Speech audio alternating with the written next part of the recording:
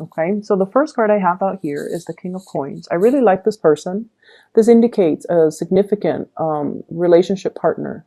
This is somebody that has their things together. You know, they're financially stable, emotionally stable, very generous, very loving, very giving, and they're ready to be in a relationship. So this denotes usually an earth sign, a Taurus, a Virgo, or a Capricorn.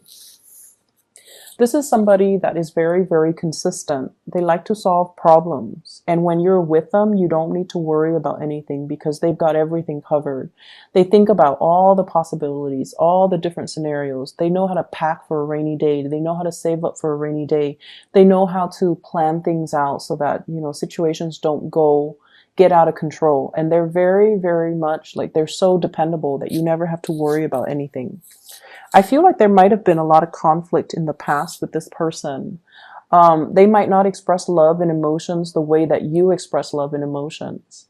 And I feel like this is somebody that can give you a dose of reality. If you have like plans that have not been worked through, that have not been well thought out, they're not afraid to tell you, hey, you're a little bit premature in your assessment, or hey, you're not doing that the right way. And oftentimes, being a fixed sign, if somebody is not with you, they're against you. And so I feel like you might have felt this way in the past. Like, do they really love me? Why aren't they supportive of all the things that I planned or conjured up? But I feel like over time, you come to the realization that this person is just practically minded. You know, if there's a hole in your strategy or in your plan, they're going to tell you that because they don't want you to proceed with something that is not perfect. And so I feel like over time, you might have realized that this person didn't do it out of spite. They just do it because they care. And they do it because they want you to have the best. And I feel like it took a long time for you to come to this realization. This is someone who's incredibly dependable. And for some of you, this is a soulmate connection here. We have here the Two of Cups. And the Two of Cups in this card is, it's a really beautiful depiction because it's two people trying to build a nest together. Two people who are fated to meet because they have complementarities that the other person needs. So you have something that they need. You're fun, you're adventurous, and I feel like they might be a little bit of a homebody or a stick in the mud, and they might need you to allow them to step out of their comfort zone. Whereas they're very meticulous and methodical, so they might help you ground your plans and your dreams, and they will help you, strategize to allow you to have everything that you want and to work towards the things that you want in a practical way. And so I feel like you're no longer questioning or doubting this person. For others of you, this can indicate meeting somebody like this. If you're dating, it's a great person. The energy is really strong for partnership. The second card that you have here is the Ten of Coins. And the Ten of Coins is about stability in the household. Property, estate planning. It can also signify a situation where the foundation is very, very solid. And let me see what this relates to. I have here an air sign, an Aquarius, a Gemini, or a Libra that you might have children with, that you might have shared space with, you might have as well joint finances with, and you might share property with. There is a process where you're dividing up your assets. Okay, so for some of you, this could be like a partner, like a divorce or a separation that you're going through. For others, I feel like you're consulting somebody when it comes to estate planning, when it comes to a will, when it comes to a situation where somebody left behind a lot of assets or a huge property, and it's being divided up between a lot of different family members, and everybody wants a piece, and everybody is a little bit on the self-serving end. There might not have been a will left behind, and I feel like everyone is lawyering up in order to get a piece of the pie. I'm also sensing it doesn't even have to be cutthroat, but it's just very unclear as to, did grandma leave this to Uncle Jim? Did grandma leave that to, Aunt Mary? So I feel like things were not very well planned out. And there's lack of a will or lack of an estate planning. And as a result of it, there has to be like some type of a professional consultant, like a lawyer, or somebody, or what are those people called? The ones that I just call it an estate planner, somebody that has to be there, like a third party has to come in or an outsider has to come in order to fix the situation because there was lack of financial planning. The next card that you have here is the Eight of Wands. And this is a card about travel, swift movement, and swift communication through online or through social media or even through, text messages. So a lot of communication coming into the picture. What I feel happening is this is coming through. It's like an acceleration when it comes to your income generating potential. So some of you might have sent, pieces of yourself out there, like waiting to hear back from a financial institution, waiting to hear back from jobs, waiting to hear back from internships, waiting to hear back from some type of an organization that I feel would enhance your career or enhance your income generating potential.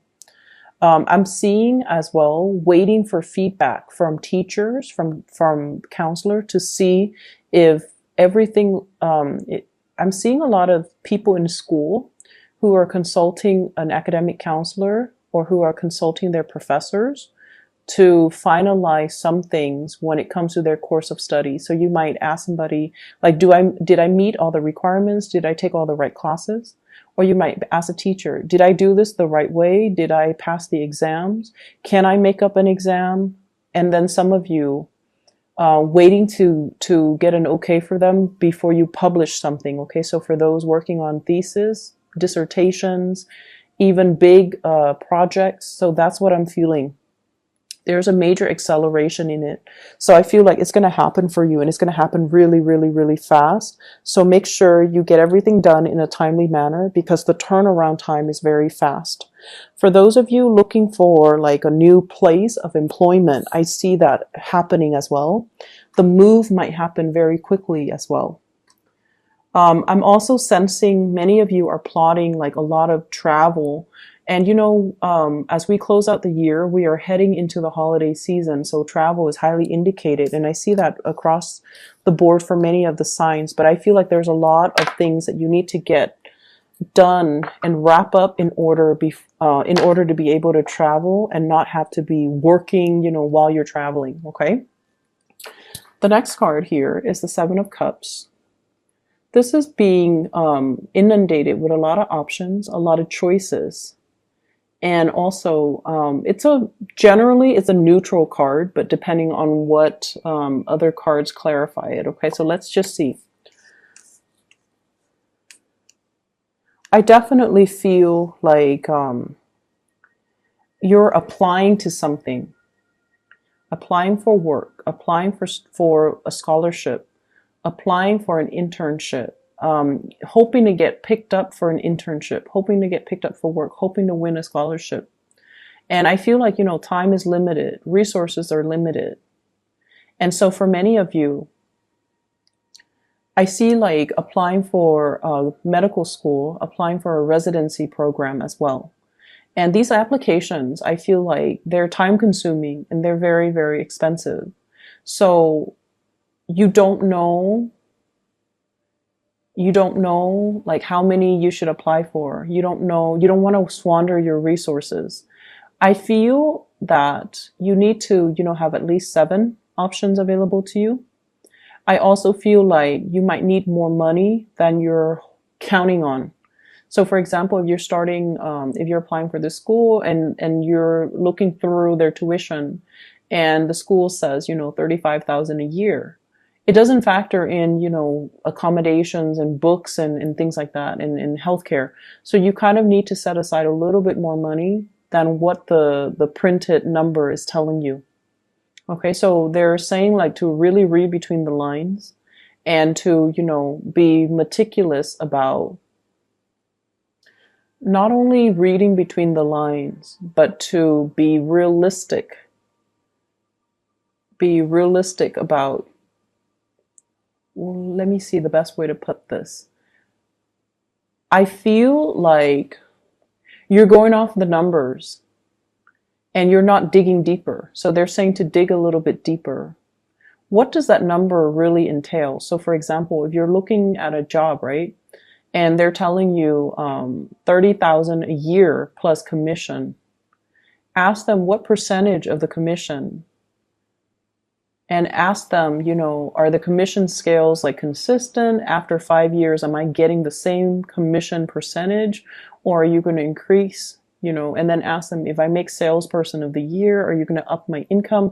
So you have to ask a lot more probing questions than just, whatever you're gleaning right off the bat. So whatever the number is, whatever the figures are, there's more to the story, and you have to dig a little bit deeper. Okay. And you have to ask these probing questions either through email them directly before you even bother going to the interview, because I feel like some things sounds great on paper and you might be mesmerized by the figures, but you're not really looking behind the scenes. So that's what I'm sensing. So it's like something is too good to be true. And then once you get the itemized breakdown and you realize, wait a minute, that's not what was promised to me. Well, in fact, it was there, but I feel like you didn't ask the right questions. So be careful about that. Okay. Be very careful about that. Whatever chance you get, ask those questions. I feel for many of you too, this is kind of a career path. Different paths, different opportunities as well when it comes to your big, grand career. I'm also seeing some of you waiting on money coming through from a financial institution. The money it seems to me like there's going to be money coming through, but it seems like a little bit less than what you're hoping for. So you might have to cut corners a little bit. You might have to, apply for another grant, another source of funding, reaching out to another financier. The last card that we have here is the 9 of Coins. This is a card about overcoming financial troubles and financial worries, having your money grow for you in terms of having, rental properties where you have residual income constantly. And this is also a card about self-employment. Many of you have dabbled in self-employment, and I feel some of you are going back to it. And then I see for others of you, you're expanding your business, you're relocating your physical business into a new environment, and you are looking for advertisers, or you're looking for a way to market yourself. I sense as well, some of you are contemplating, about shifting from a 9-to-5 job, going into self-employment. And you feel like you have the skills, and I see like a lot of trepidation, not so much fear, but like anxiousness. It's a mixture of excitement and anxiousness, right? Mixture of excitement and anxiety regarding this decision. But I feel like you have somebody on your side that's really encouraging you, giving you a lot of emotional support, and telling you, kind of like playing your cheerleader behind the scene, you can do it, you can do this. And I feel like you're taking the plunge. There definitely are a lot of logistics to work out, but I definitely feel like you sense this is the right time, and you sense that you have the competencies in order to make this a success. Okay. And I feel honestly, a lot of it stems from the fact that you have a lot of people kind of rooting for you, and you have a lot of people that are telling you you're more than capable. And this is like the honest opinions coming from people that you trust.